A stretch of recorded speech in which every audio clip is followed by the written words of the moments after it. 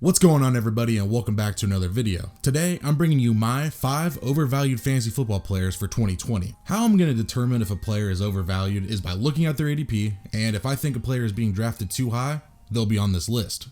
It's as simple as that, so let's get right into it.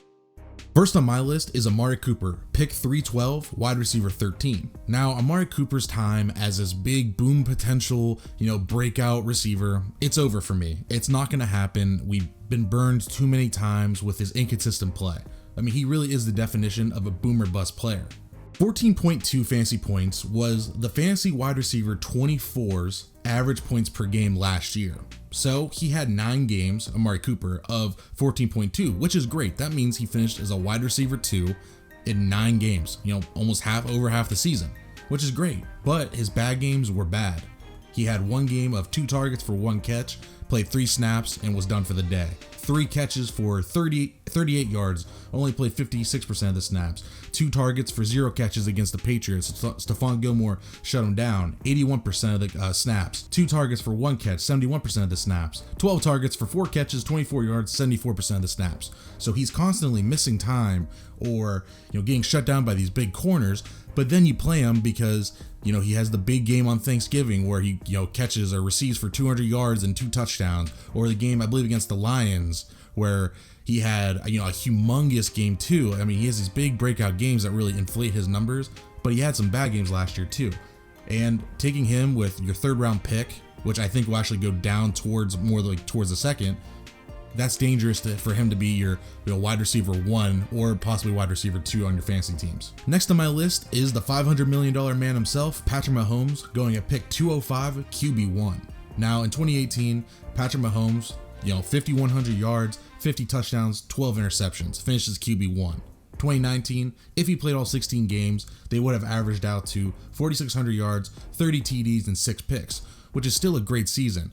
But is that worth a 2nd round pick? Where Patrick Mahomes is at a disadvantage compared to other 2nd round quarterback Lamar Jackson is the lack of rushing. Lamar Jackson's going to rush for 1,000 yards, 5 to 8 touchdowns. So even if Lamar Jackson doesn't throw for 36 touchdowns like he did last year, he's still going to be pretty safe because of the rushing attempts and the rushing floor that he has.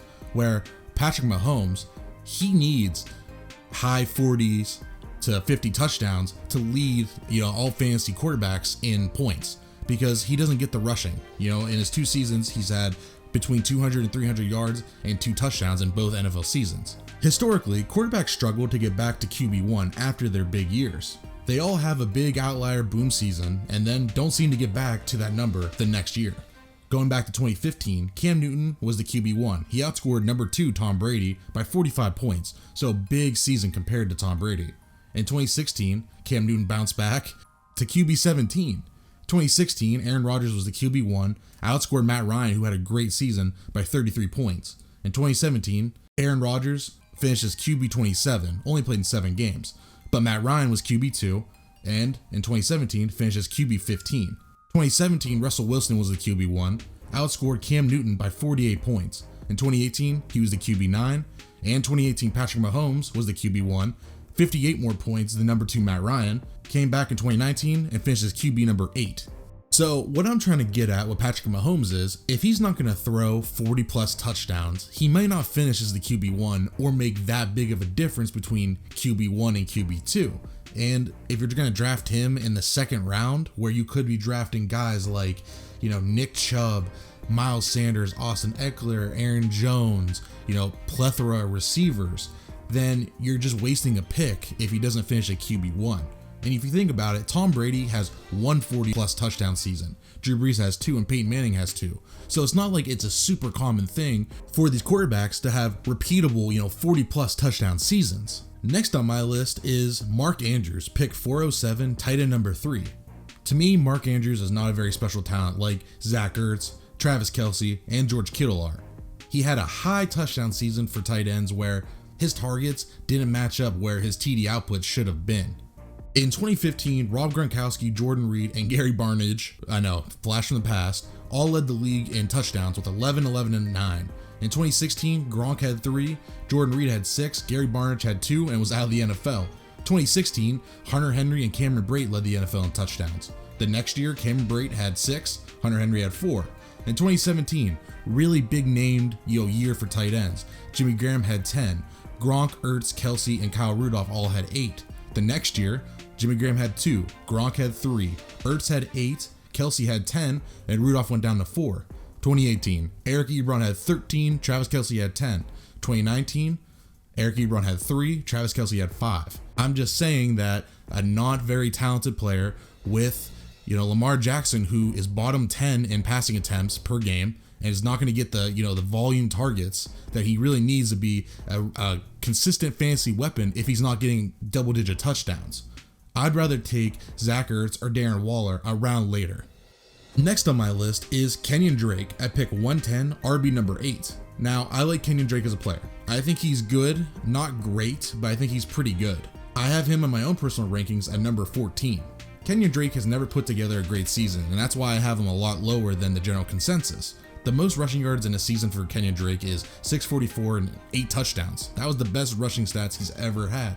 In 2019, he played 8 games for Arizona, had 3 games over 100 yards with 7 touchdowns in that 3-game stretch, which is really great. But the remaining 5 games, his highest rushing total was 67 yards and only had 1 touchdown in those 5 games. It's just hard for me to get Drake over guys like Nick Chubb, Joe Mixon, Melvin Gordon, Josh Jacobs, Todd Gurley, guys who I've seen had, RB1 seasons before, and who I think are all more talented players than Kenyan Drake. And that's not for me to say that I don't like Kenyan Drake, but taking him in my first round at RB number 8, I think is just a little too high for my liking. And finally, my last player on this list is Marquis Brown, pick 605, wide receiver 27. I really don't understand the hype on Marquis Brown. Of course, he's a big play threat, but last year, did he have a lot of games being the big play threat? Not really. There isn't enough passing attempts in the Baltimore offense to make Brown a consistent fantasy option. Like I mentioned earlier, Lamar Jackson's bottom 10 in passing attempts. And I think I'm one of the few guys who thinks that Lamar Jackson isn't the greatest passer in the world. Of course, he had 36 touchdowns, but I still think he has, a long way to improve to become a consistent, downfield passer, which is what Marquis Brown really is a downfield receiver. In 2019, Marquis Brown had 11 games under 50 yards in 14 total games played, had 4 games with 7 or more targets, but the remaining games, he had 5 targets or less. And in the 3 big games over 50 yards, he had 13 targets for 8 receptions, 86 yards, 5 targets, 4 receptions, 147 yards, and 2 touchdowns in the Week 1 win over Miami, and 4 targets, 4 receptions, 80 yards, and 1 touchdown. Other than that, he had no good games. He was pretty much useless for you outside of those 3 games. There's more proven guys going after Brown. Devontae Parker, which I guess you can say proven, which he really isn't, but did have a great season last year and could repeat. Julian Edelman has been a great fantasy receiver for the last 5 years. And with Cam Newton getting there too, I think that just adds more confidence to Julian Edelman. And Brandon Cooks. Brandon Cooks has been a 1,000-yard receiver pretty much his whole career except for last year and his rookie year. With another great quarterback in Houston with Deshaun Watson, Brandon Cooks steps into a number 1 role with no DeAndre Hopkins and, Will Fuller being injured all the time and really no other receiving weapons being there. So Brandon Cooks is another guy that people are sleeping on. I just feel more comfortable taking other guys going a little bit after him, like Deshaun Watson. Maybe taking the shot on AJ Green, who we've seen be elite before. Rob Gronkowski, being a little bit later of a tight end. Darius Geis maybe bouncing back from injury. James White has been a consistent, fantasy running back. Brandon Cooks, going later. Evan Ingram's a good tight end. Drew Brees has been a great, fantasy quarterback. There's a lot of weapons and, players that are being a little bit slept on a little bit after Marquis Brown that I'm going to be spending my draft capital on. And that's it. Thank you guys for watching. I really do appreciate it. Comment down below and let me know who you think is overvalued for this year. And what do you guys think about my list? I know there's some Patrick Mahomes haters out there who are going to say he's the best quarterback in the league and Mark Andrews is foolproof of Lamar Jackson, but I don't believe it. I think there's going to be some overspending this year, especially at those big, draft positions. So thank you guys for watching once again. I really do appreciate it, and I'll see you guys next time.